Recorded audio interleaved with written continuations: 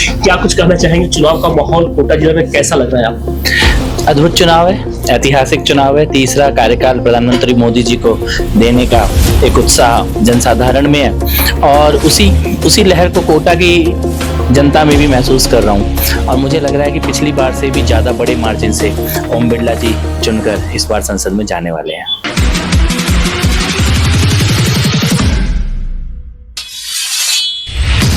नमस्कार, मैं हूं ब्रह्मानंद झा और आप देख रहे हैं डेली डायरी न्यूज। इस वक्त मैं मौजूद हूं कोटा शहर में और हमारे साथ है कपिल मिश्रा जी, जो कि भाजपा दिल्ली प्रदेश के उपाध्यक्ष हैं और प्रवक्ता भी हैं। यहां कोटा में आए हैं ओम बिरला जी के समर्थन में प्रचार प्रसार करने और लोगों को जागरूक करने के लिए। आइए कुछ इनसे खास बातचीत करते हैं। क्या चुनाव का माहौल लग रहा है इनके नजर से? सर, सबसे पहले तो आपका स्वागत है डेली डायरी न्यूज। बहुत बहुत आभार। क्या कुछ कहना चाहेंगे? चुनाव का माहौल कोटा जिला में कैसा लग रहा है आपको? अद्भुत चुनाव है, ऐतिहासिक चुनाव है। तीसरा कार्यकाल प्रधानमंत्री मोदी जी को देने का एक उत्साह जनसाधारण में है और उसी लहर को कोटा की जनता में भी महसूस कर रहा हूँ। और मुझे लग रहा है कि पिछली बार से भी ज्यादा बड़े मार्जिन से ओम बिरला जी चुनकर इस बार संसद में जाने वाले हैं। तेलंगाना के सीएम का कहना है कि जो भाजपा का नारा है 400 पार, अगर 400 पार इनको लाना है तो पाकिस्तान में भी चुनाव जीतना पड़ेगा। इस पे क्या कहेंगे? ठीक है, उनके दिमाग में पाकिस्तान रचा बसा है, उनकी मानसिकता में पाकिस्तान रचा बसा है, तो उनको भारत के चुनाव में भी पाकिस्तान नजर आता है। मुझे इसमें इससे ज्यादा और क्या टिप्पणी कर सकते हैं? जिसको उनके दिमाग में अगर भारत होता तो इस प्रकार की टिप्पणी नहीं करते। भारत का चुनाव है, विश्व के सबसे बड़े लोकतंत्र का चुनाव है और पूरी दुनिया इस चुनाव को देखती है। इसमें किसी को अपने सगे भाई बहनों की याद आ रही है तो आए, लेकिन वोट तो भारतीयों के ही पड़ेंगे और यही मजबूरी है। इसीलिए कांग्रेस धीरे धीरे साफ होती जा रही है। कोटा पहले भी आए होंगे, उसके बाद जब आए तो ओम बिरला के जो कार्यकाल था 10 साल, क्या कुछ नया देखने को मिला? क्या कुछ विकसित देखने को मिला? देखिए ना, बदल गया है ये शहर और हर रोज बदल रहा है। सबसे बड़ी बात तो विकास कार्य तो है ही अद्भुत। जननेता के तौर पर, सांसद के तौर पर, लोकसभा अध्यक्ष के तौर पर ओम बिरला जी का कार्यकाल अपने आप में असाधारण है। लेकिन एक समाज सेवक के तौर पर कोरोना काल में जो उन्होंने किया, वो अपनी बियॉन्ड ड्यूटी जाकर उन्होंने किया। जो संवैधानिक जिम्मेदारी थी उससे भी आगे बढ़कर उन्होंने किया। वो जनसाधारण के बीच में जो खड़े थे, विकास कार्य तो दिख ही रहे हैं। कोटा शहर के अंदर बदला हुआ शहर है। अगर बाढ़ की समस्या को लेकर डाइवर्जन चैनल तक का केवल एक छोटा सा एग्जांपल लें तो वो एक तरह से शहर की सुरक्षा की दीवार उन्होंने खड़ी की। तो एक विजनरी लीडरशिप है। और आज कोटा एजुकेशन के लिए जाना जाता है, इंडस्ट्री के लिए जाना जाता है, साड़ी के लिए जाना जाता है, कचौड़ी के लिए जाना जाता है, तो ओम बिरला जी के लिए भी जाना जाता है।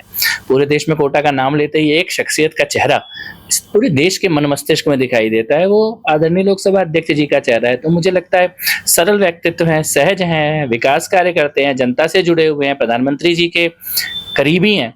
वो सब जनता देख रही है और उसी प्रकार से थोक में वोट उन्हें पड़ने जा रहा है। कोटा एक एजुकेशन हब है और रहा भी है, आगे भी और बढ़ेगा ही।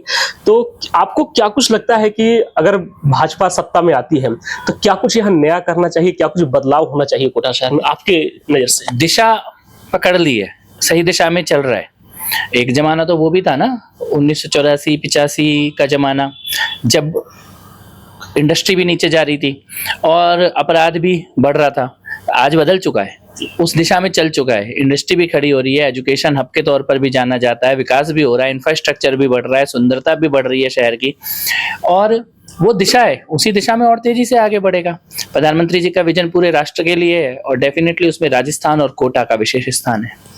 राहुल गांधी ने भी हाल ही में कहा है कि प्रधानमंत्री हमेशा हर मंच से कहते हैं कि महंगाई और भ्रष्टाचार हम पूरे देश से भगाएंगे, लेकिन मैनिफेस्टो में 2 शब्द कहीं यूज नहीं किया गया है, महंगाई और भ्रष्टाचार। देखिए, राहुल गांधी जी क्या कहते हैं और क्या करते हैं उस बात का कितना महत्व रह जाता है। राहुल गांधी तो ये भी कह रहे हैं लोगों को कि कांग्रेस को वोट दो, पर खुद तो नहीं दे रहे। खुद दे रहे हैं क्या वो कांग्रेस को वोट? राहुल गांधी, सोनिया गांधी, प्रियंका गांधी कांग्रेस को वोट देंगे क्या? खुद तो देंगे वोट सर। कैसे देंगे? जहाँ पे वोट डालेंगे वहाँ कांग्रेस का चुनाव चिन्ह नहीं है। नई दिल्ली में कांग्रेस लड़ी नहीं थी चुनाव, तो जो आदमी दूसरों से वोट डालने को कह रहा है खुद ही वोट नहीं डालेगा कांग्रेस पार्टी को, उस बात की और क्या, किस बात को गंभीरता से लेंगे? राहुल, सोनिया और प्रियंका इस बार कांग्रेस को वोट नहीं देने जा रहे, क्योंकि जिस बूथ में वोट डालेंगे उसमें मशीन में कांग्रेस का चुनाव सिंबल ही नहीं है। तो उनकी बाकी किसी बात की गंभीरता रही क्या जाती है? जब वो दूसरों को जिस बटन को दबाने को कह रहे हैं उस बटन को खुद ही दबाने नहीं जा रहे हैं। तो मुझे लगता है हास्यास्पद स्थिति है, कांग्रेस गर्त में जा चुकी है। इससे ज्यादा दुर्गति क्या होगी कि सोनिया गांधी वोट देने जाएंगी और उसमें कांग्रेस का चुनाव चिन्ह ही नहीं होगा बूथ पर। इस दुर्गति की उनसे केवल सहानुभूति की जा सकती है, इससे ज्यादा और कुछ नहीं। राहुल गांधी अभी हाल ही में एक भाषण में उन्होंने कहा था कि अगर मैं सत्ता में आ जाऊंगा तो हर एक गरीब तबके की महिला को 1 लाख रुपए सालाना यानी कि 8,500 रुपए पर मंथ में दूंगा, पूरे देश से गरीबी को दूर कर दूंगा। अगर मेरी चाची के मूछे होती तो वो मेरा चाचा होती। इस बात का क्या, नेहरू ने क्यों नहीं दूर कर दी? नेहरू जी ने, इंदिरा जी ने, राजीव जी ने, मनमोहन जी ने, सोनिया जी ने, सबने तो सत्ता चलाई ना। तो खटाखट तब तो तुम अपने खाते खटाखट भर रहे थे। आज कह रहे हो देश की गरीबी खटाखट दूर कर दूंगा। आप राहुल गांधी के अंडर में काम करते थे ना मनमोहन सिंह 10 साल। तब स्थिति क्या थी? घोटालों के लिए जाना जाता था ये देश, भ्रष्टाचार के लिए जाना जाता था, लूट के लिए जाना जाता था। शासन तंत्र की क्या स्थिति थी? आज का कांग्रेस जो गर्त में गई है वो अपने कुशासन के कारण ही गई है। और किस आधार पर वो बोल रहे हैं उसका कोई आधार दिया उन्होंने? और गरीबी दूर हो रही है ना। यूएन ने बोला ना कि 25 करोड़ लोगों को गरीबी की रेखा से, एक्सट्रीम पॉवर्टी से बाहर निकालने वाला देश भारत बनाए। वो काम किसने किया? वो काम तथाकथित इकोनॉमिस्ट ने नहीं किया, वो काम चाय वाले ने किया है। जीडीपी कहां पर होती थी और आज कहां पर है? 3,400 के आसपास पर कैपिटा इनकम, आज 6,800 की पर कैपिटा इनकम चाय वाले के टाइम पे आई है, तथाकथित इकोनॉमिस्ट के टाइम पर नहीं आई है। एफडीआई भारत में लगभग डबल हो गया पिछले 10 साल में। सेंसेक्स को आप सब लोग देख रहे हैं। तुम आंकड़ों के ऊपर बात कर ले। राहुल गांधी जी पढ़े लिखे लोगों की तरह बात करें जरा। किस प्रकार से उनके पास विजन क्या है इस देश का? जातियों में बांट देना इस देश को, केवल यही एक विजन है। प्रधानमंत्री जी ने 2047 तक का एक रोड मैप राष्ट्र के सामने रखा है और मुझे कह रहे हैं उसे करके दिखा रहे हैं। प्रहलाद गुंजल जो कि कांग्रेस के प्रत्याशी है कोटा बूंदी लोकसभा क्षेत्र का, उनका कहना है कि ओम बिरला जी ने कुछ भी काम नहीं किया है और सिर्फ नरेंद्र मोदी के चेहरा पे वो वोट मांग रहे हैं, ना कि अपने चेहरे पे वोट मांग रहे हैं। और 2 ही विजन उनका है जो हमेशा पूरे देश में वो डंका पीट रहे हैं, नरेंद्र मोदी और राम मंदिर। तीसरा कोई इनके पास ऐसा कुछ शब्द ही नहीं है जिनके कहकर जनता से वोट मांगे। प्रहलाद जी के पास कौन सा शब्द है? पप्पू। पप्पू के नाम पे वोट मांग रहे हैं। वो तो करेंगे हमें भाजपा में कुछ ऐसा गलत दिखा, भ्रष्टाचार दिखा, जिसके कारण मैं सहन नहीं कर पाया, अब मैं कांग्रेस में आ गया। कांग्रेस में भ्रष्टाचार नहीं दिखा उन्हें? अद्भुत है चरित्र। किसी व्यक्ति को, कोई व्यक्ति भ्रष्टाचार से लड़ने के लिए कांग्रेस में जाएगा, इससे अद्भुत तो कोई चरित्र ही नहीं हो सकता। मैं ये कहना चाहता हूँ उनसे, जिस दिन वो कांग्रेस में गए उस दिन का एक वीडियो है। मैं तो दिल्ली में रहता हूँ, दिल्ली तक चला गया वो वीडियो। एक कांग्रेसी उन्हें डांट रहा है और डांट के बोल रहा है चुपचाप सेकुलर बनो। इससे ज्यादा ये बेइज्जती है। सेकुलर शब्द का अर्थ क्या है? कि जब राम मंदिर का विरोध हो तो चुप हो जाओ, जब राम सेतु के खिलाफ में एफिडेविट दिया जाए तो चुप हो जाओ, जब कसाब को हिंदू बताया जाए तो चुप हो जाओ। यही सेकुलरिज्म है ना। इस सेकुलरिज्म को डांट के प्रहलाद जी को सुनाया गया कि तुम्हें बनना पड़ेगा। इससे ज्यादा अपमान क्या हो सकता है किसी व्यक्ति का?